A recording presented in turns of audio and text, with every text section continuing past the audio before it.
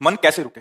तो उड़िया बाबा ने उत्तर दिया, नियम पालन से। यदि हम नियम पर दृढ़ रहें तो मन हमारा क्या कर सकता है? नियम तो परमात्मा देखता है, हम लोग नियम पर दृढ़ नहीं रहते, इसी से हमारे देश की दुर्दशा है। संध्या वंदन तक का नियम जाता रहा है, भजन करने के लिए नियम की बड़ी आवश्यकता हाँ, बड़े नियम की आवश्यकता है। तो जैसे प्रातः काल से सायं काल तक की हर व्यक्ति की अपनी एक दिनचर्या होनी चाहिए। ऐसा नहीं कि आज हम 4 बजे उठे, कल 7 बजे उठे, पर फिर मन को आप कंट्रोल नहीं कर पाएँगे। मन के लिए एक दिनचर्या होनी चाहिए कि हमको 10 बजे सोना है, 4 बजे उठ जाना है, तो फिर 4 से सवा 4 नहीं होना चाहिए।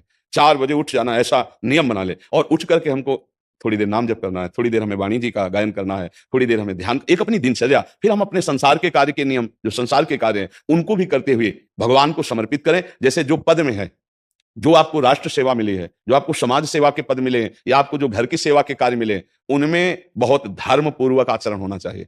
अगर आप अधर्म आचरण करते हैं, अपने पद का दुरुपयोग करते हैं, तो आप सुबह जग करके थोड़ा माला चला लीजिए, फिर भी आपका कल्याण नहीं होगा, क्योंकि आप अपने पद का, अपने सेवा का दुरुपयोग कर रहे हैं। जैसे हम जानते हैं कि अधर्माचरण है, ये अधर्मी है, हमें पता है दोषी है, और वो हमको कुछ धन दे देता है और हम उसको मुक्त करवाने की बात सोचते हैं, और जो निर्दोष है उसको फंसा देते हैं। अब तुम चाहे जितना माला चलाने की कोशिश करो या दान पुण्य करो, वो तुम्हारा अधर्म आचरण, वो अधर्म का धन तुम्हें सतमार्ग में नहीं जाने देगा। नियम लेना चाहिए कि जिस पद में है, जिस धर्म में है, जिस कर्तव्य में है, चाहे कुछ भी हो जाए, हम अपने कर्तव्य से विमुख नहीं होंगे। जितना जप महान है, उतने कर्तव्य महान है। दोनों बातें समझना है। माला फेरा और इसके बाद बेईमानी, अधर्माचरण, इनका कोई नियम नहीं है कि हमें कैसे चलना है, तो वो माला काम नहीं कर पाएगा, क्योंकि उसका तभी सत्य भाव माना जाएगा माला जपला जब धर्माचरण है। धर्माचरण नियम से, बोले वो बड़े कट्टर नियम वाले हैं, उनको घूस नहीं, आप उनको भयभीत करके नहीं काम करवा सकते, प्रलोभन में काम नहीं करा सकते। ये हमारी गृहस्थी है ना, तो गृहस्थी के पालन के लिए धन चाहिए, और धन के लिए हम धर्म को आगे रखें, धन को नहीं। धर्म को, हमारा कर्तव्य क्या, प्रायः जैसे पूज्य बाबा ने कहा, आज हमारे देश में बहुत दुर्दशा हो रही है। दुर्दशा हो रही, क्यों? क्योंकि सब अपनी जगह से गलत हो रहे हैं।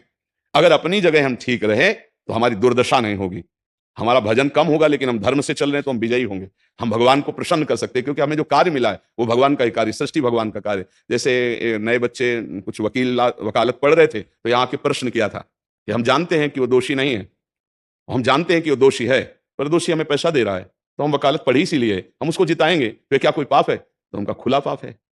बोले नहीं, हमारी कोई ऐसा कंपनी दो, ऐसा कुछ बोले कि हमारी कंपनी को ये सिखाया जाता है, तो हमको तो ये करना ही होगा, अगर नहीं करेंगे तो हमारी वकालत का मतलब क्या रहा? तो नहीं, वकालत का मतलब अधर्मी को मुक्त करवाना नहीं है, वकालत का मतलब अधर्मी के सबूत एकत्रित करके उसको दंड दिलवाना है और धर्मात्मा को मुक्त करवाना है। अब इसके लिए आपके पास अर्थव्यवस्था अगर कमजोर भी है, तो धर्म व्यवस्था आपकी पूरी है, धर्म व्यवस्था ठीक है, तो परिवार स्वस्थ रहेगा, सुखी रहेगा, भगवान आप पर प्रसन्न रहेंगे। अच्छा, फिर हमने तर्क रखा कि जैसे आपकी बहन के साथ कोई गलत व्यवहार करे, आपको पता है, और वो आपको 10 लाख रुपया घूस दे, तो क्या आप उसका पक्ष लेंगे? नहीं। तो फिर दूसरी बहन के साथ किया है।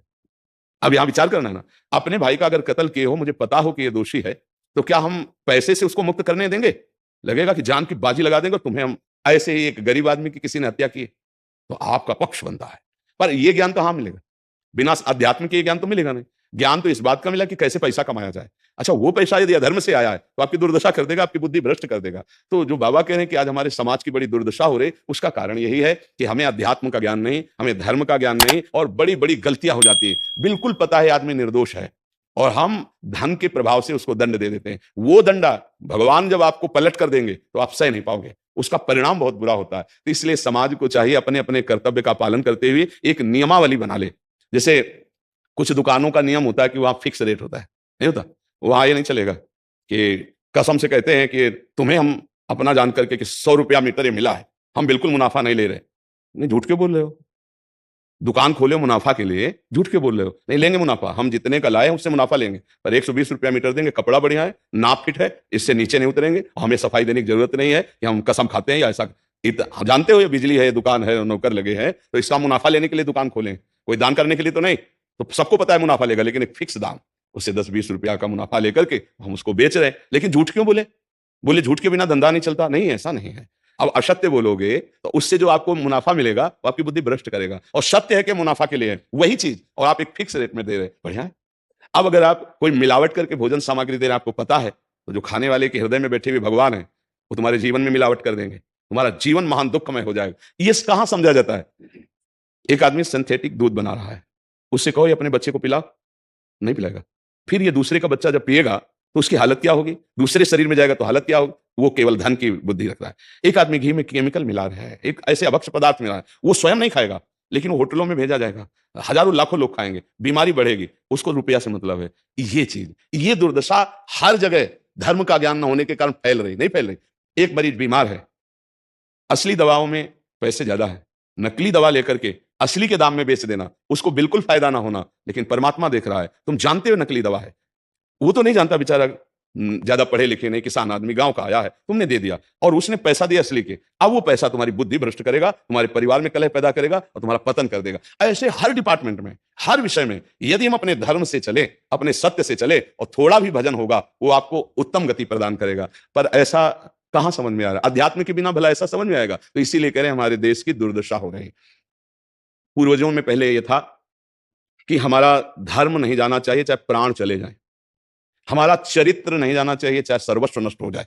आज इसकी कोई परवाह नहीं, तो उसी से बुद्धि भ्रष्ट हो जाती है, जीवन एक पशुवत आचरण वाला हो जाता है और वो अपने को बड़ा सुखी समझने लगते हैं कि हमारे पास बड़ा वैभव है। लेकिन प्यारे, उस दिन को याद करो जिस दिन तुम्हारा आखिरी समय होगा, ना तुम्हारा फार्म हाउस जाएगा, ना महल तुम्हारा जाएगा, ना बैंक बैलेंस जाएगा, ना कोई व्यक्ति और ना ये शरीर। अब तुम्हारे कर्म तुमको भोगवाएंगे। उस समय की कौन याद करता है?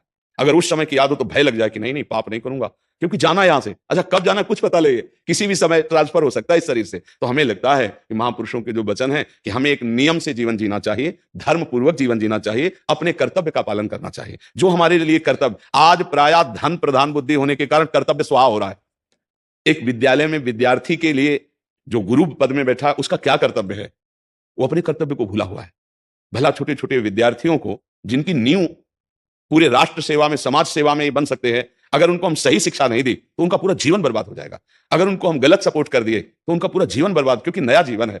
और जगह जगह अपने अपने कर्तव्यों का यदि पालन किया जाए तो पूरा समाज सुखी हो जाए। लेकिन कर्तव्यहीनता आ रही, कोई अपने कर्तव्य को नहीं समझ रहा है। तो यही बात महापुरुष जनों को दुख लगता है कि अगर सब अपने कर्तव्य का पालन करें, धर्म का पालन करें, भगवान का नाम जप करें तो सब सुखी हो जाए। सुख सब चाहते हैं और आचरण दुख वाले करते, इसीलिए सुख नहीं मिल रहा है, परिणाम में हमें दुख मिल रहा है। सच्ची मानना, वो रुपया पूरे परिवार में अशांति पैदा कर देगा। और धर्म पूर्वक 100 रुपया लाओगे और 4-5 परिवार के बैठ के नमक रोटी खाओगे, आनंद से सोओगे, बड़ा प्यार रहेगा, भगवान की कृपा रहेगी। पर यह बात समझ में नहीं आती है। तो ये वृत्ति अगर छोड़ी ना जाएगी तो कुछ भी कर लो, कहीं भी दान पुण्य कर लो, लाभ नहीं मिलेगा। अगर दान देने की बात कही गई है तो धर्म पूर्वक कमाए हुए धन से। अगर आप मेहनत से कमाए हो ना, 10 रुपया दे दोगे ना, तो 10 रुपये का वो आटा लाके अगर 2 रोटी खाएगा तो खूब वजन होगा। और आप 1 लाख रुपया बेईमानी का रख दोगे ना, तो बैठे बैठे वो गंदा ही सोचेगा, वजन नहीं होगा। उसका गंदा सोचना और आपका गंदा करना, दोनों मिलकर के, उसके कारण भी तो आप बने ना, तो आपका ही पतन हो जाएगा। उसको तो भगवान बचा लेंगे, क्योंकि भगवान की शरण में। तो मुझे लगता है अधर्म के धन से कभी किसी को लाभ नहीं मिलता। तो अपने कर्तव्य का पालन करते हुए यदि नाम जप किया जाए तो बहुत जल्दी हमको लाभ प्राप्त हो जाए। बहुत सुंदर, मतलब ये चर्चा होती है, अगर आप लोग इसको धारण कर लें तो निहाल हो जाएगी। सच्ची कह रहे, ये जो बातें हैं ये बहुत सुंदर जीवन को पुष्ट करने वाली हैं, पर आप धारण कर लें तो बात है। नहीं तो जैसे लाभ दिखाई दे रहा 50,000, तभी बातें भूल जाओगे, ये बातें अच्छी नहीं लगेंगी। हे यार, बहुत बढ़िया काम घर में आएगा, पर हमारी ये बात ध्यान रखना, 50,000 घर में अशांति पैदा कर देगा। सच्ची मानना, आप धर्म से चलना, धर्म से चलोगे तो भगवान तुम्हारी रक्षा में रहेंगे। अधर्माचरण, देखो कैसी कैसी घटनाएं होती हैं। बढ़िया कार है, फिल्मी गाना लगाए चल रहे हैं, और वो एक्सीडेंट हुआ, आग लग गई, बाहर निकल ही नहीं पाए, वो अंदर ही जल गए। क्या हुआ? ये करोड़ों रुपए की कार भूंज दिया तुमको अंदर ही बैठा के, धू धू करके आग लग गई, अंदर जल। ऐसे जलना चाहते हो, या भगवान के आनंद में चिंतन करके शरीर छूटे हो, फिर दाह संस्कार हो ऐसे कि सब लोग भगवान के नाम का कीर्तन करते ही जा रहे, फिर आपका अंतिम संस्कार वहां जीवित जल गए? क्या हो सकता है? एक एक पल तुम्हारे कर्म का हिसाब होगा, एक एक सेकंड का। ऐसे कर्म करो कि हमारा अच्छा हिसाब हो, बुरा हिसाब। ये मत समझो कोई देख नहीं रहा, वो देख रहा है जिसको हिसाब कर रहा है, वो देख रहा है। उसके लिए कोई वकील या किसी सबूत की जरूरत नहीं होती, वो सर्वांतर्यामी आपके अंदर बैठे ही देख रहा है। तो सदैव जैसे सत्संग सुन रहे हैं, तो अगर हाथ जोड़ के प्रार्थना है, थोड़ी भी बात मान लोगे तो आप सच्चे सुख के मार्ग में चलने लगोगे। नहीं तो भाई, बहुत गंदी हवा चल रही है, माया की बहुत गंदगी ऐसी फैल रही, कलिकाल है ना, कि ये बातें किसी को पसंद नहीं आती। वो बात बताओ कि हम कितना रुपया कमा ले, कैसे कितने भोग भोग ले, और वो अध्यात्म में नहीं है। आपको सच, धोखे में मत रहना। अध्यात्म में है, जितना आप धर्म से चलोगे उतना सुखी होगे, और लोक में है जितना धन मिल जाएगा उतना सुखी माना जाएगा। लेकिन वो सुख नहीं है, वो चंद मिनट के लिए हाइलोजन की तरह जलेगा, फ्यूज हो जाएगा। और धर्मात्मा दीपक की तरह जलेगा पर बहुत काल तक चलता रहेगा। इन बातों का चिंतन कीजिए, खूब नाम जप कीजिए और भगवान के भरोसे रहिए, गंदे आचरण मत। प्रिय साथियों, क्या आप जानते हैं भगवान श्री कृष्ण ने हमें जीवन के हर पहलू को समझाया। उन्होंने कहा था, तुम अपना कर्म करो, फल की चिंता मत करो। क्या ये संदेश नहीं है कि हम अपने प्रयासों पर ध्यान दें, परिणामों पर नहीं? क्या आपने कभी सोचा है कि हम अपने कर्मों में कितनी सच्चाई और निष्ठा रख रहे हैं? श्री कृष्ण ने अर्जुन से कहा था, जो जैसा सोचता है वही वैसा बनता है। क्या आपने कभी खुद से पूछा है, क्या मेरे विचार सकारात्मक हैं? अगर हम अच्छे विचारों के साथ आगे बढ़ते हैं तो मुश्किलें अपने आप छोटी सी लगने लगती हैं। अपने आप पर विश्वास रखो। श्री कृष्ण का ये संदेश क्या हमें यह नहीं सिखाता कि जब हम खुद पर विश्वास करते हैं तो कोई भी रुकावट हमें नहीं रोक सकती? क्या आपने कभी खुद को पूरा समझा है, अपने भीतर छुपी शक्ति को पहचाना है? भगवान श्री कृष्ण ने हमें यह भी बताया कि जीवन का सबसे बड़ा उद्देश्य धर्म और सत्य है। क्या आप सचमुच अपने कर्तव्यों से पीछे नहीं हटते? क्या हम अपने सही रास्ते पर चलते हैं या संकोच करते हैं? अंत में कृष्ण जी ने यह भी कहा, प्रेम और भक्ति से जीवन जीना। क्या हम अपने कार्यों में प्रेम और भक्ति महसूस करते हैं? अगर हम इस दिशा में कदम बढ़ाएं तो क्या हम हर पल को सार्थक नहीं बना सकते? तो आइए हम भगवान श्री कृष्ण के उपदेशों को अपनाएं। जीवन में जितनी भी कठिनाइयां हों, अगर हम श्री कृष्ण की तरह विश्वास, धैर्य और प्रेम के साथ आगे बढ़ें तो कोई भी चुनौती हमें रोक नहीं सकती।